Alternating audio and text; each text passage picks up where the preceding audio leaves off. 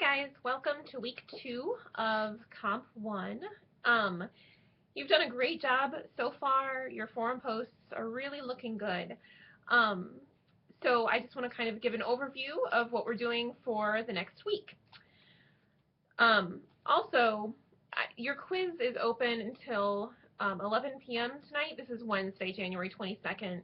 I had put noon as the due date, but in one of the assignments I had said by Wednesday evening.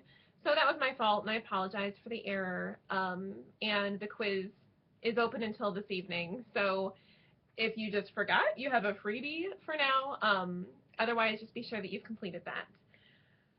For next week, you have 2 readings to do. Notes of a Native Son by James Baldwin, who was a famous Black writer in the mid-1900s.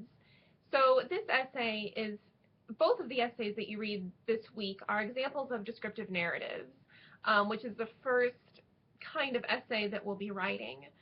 So you have a writer taking a personal story or weaving together personal stories, but giving them meaning. So not just saying, hey, this is what happened to me, but recounting a story and giving it meaning beyond face value and connecting to readers in a clear way. So we'll talk in a couple of minutes about your narrative essay that you'll be doing, but first I'd like for you to read the 2 examples of narrative essays in your book, in the family section. So, Notes of a Native Son, it's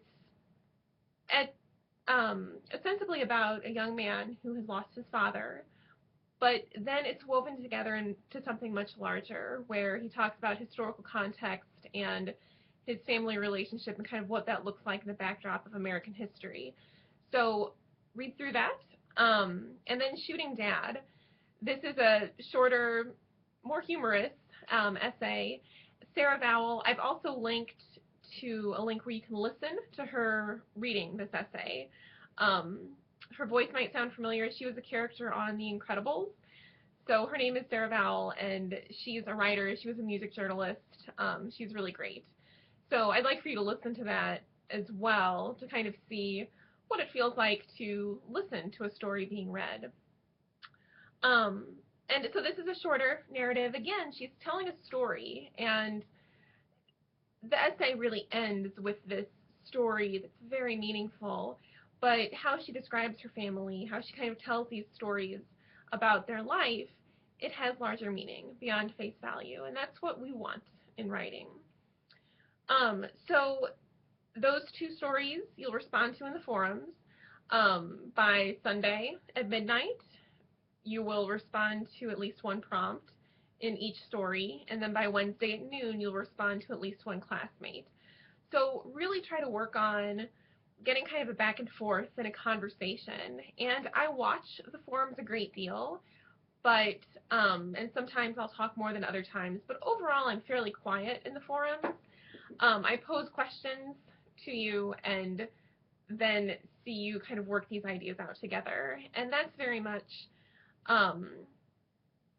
trying to be in keeping with the Socratic method.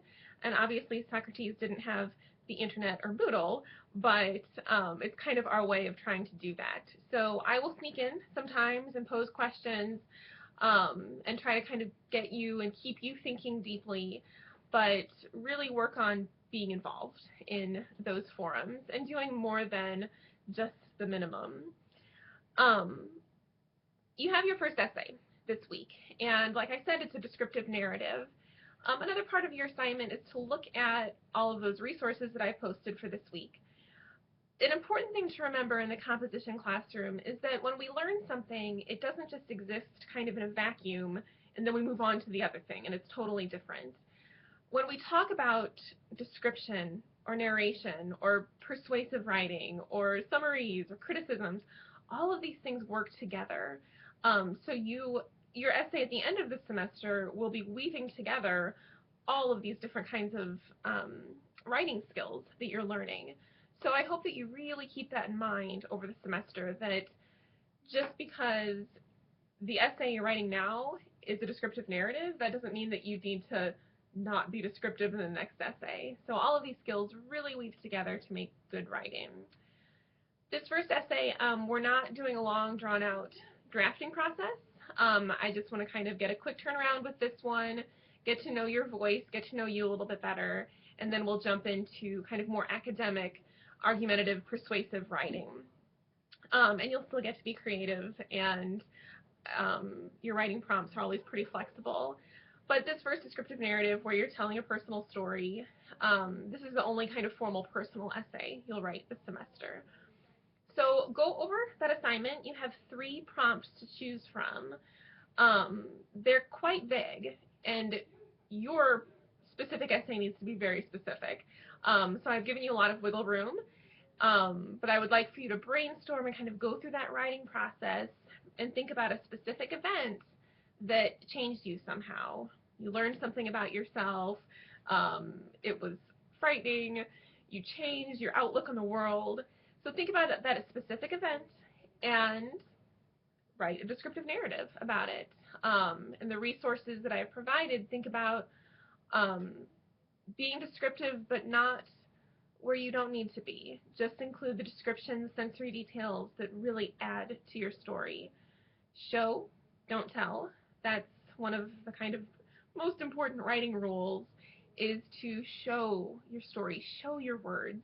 Don't tell. And this isn't just for narratives. If you're writing an essay to get into college, you don't just want to tell that school that, oh, I've done a lot of great stuff in high school and you should probably give me a scholarship. You need to show. You need to describe in detail the things that you've done, the experiences you've had to make you who you are and deserving of that scholarship. So that's one of the kind of top writing rules you can think of, is show, don't tell.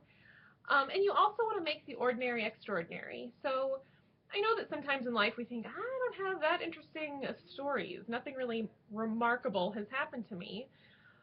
But you might be surprised if you start to think critically and start to kind of analyze and dig deeper into things that have happened to you in life.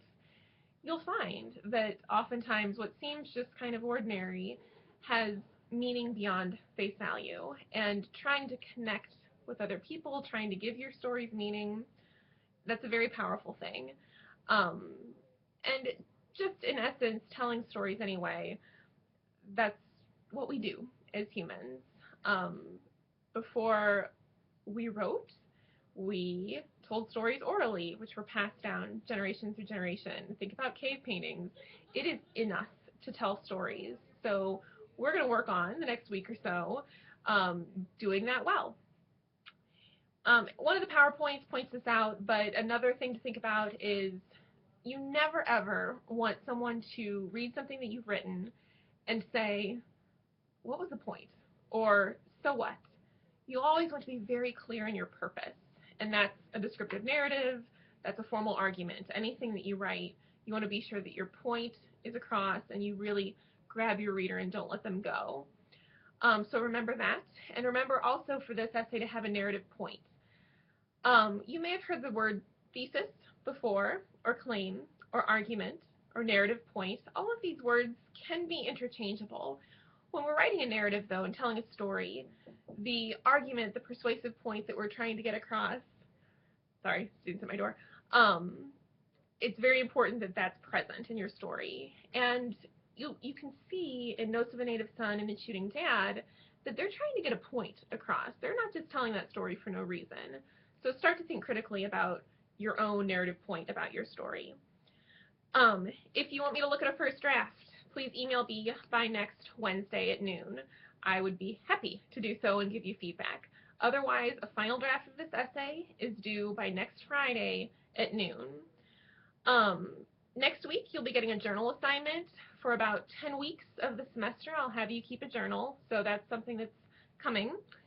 And then one little more announcement, please upload a photo of yourself in your profile so that when we're talking in the forums, you post something, I can see your picture.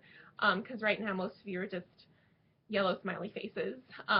So it's a little harder to get to know you that way. So please upload a photo as well. So read, discuss, write, and email me. Let me know if you need absolutely anything. Have a great week.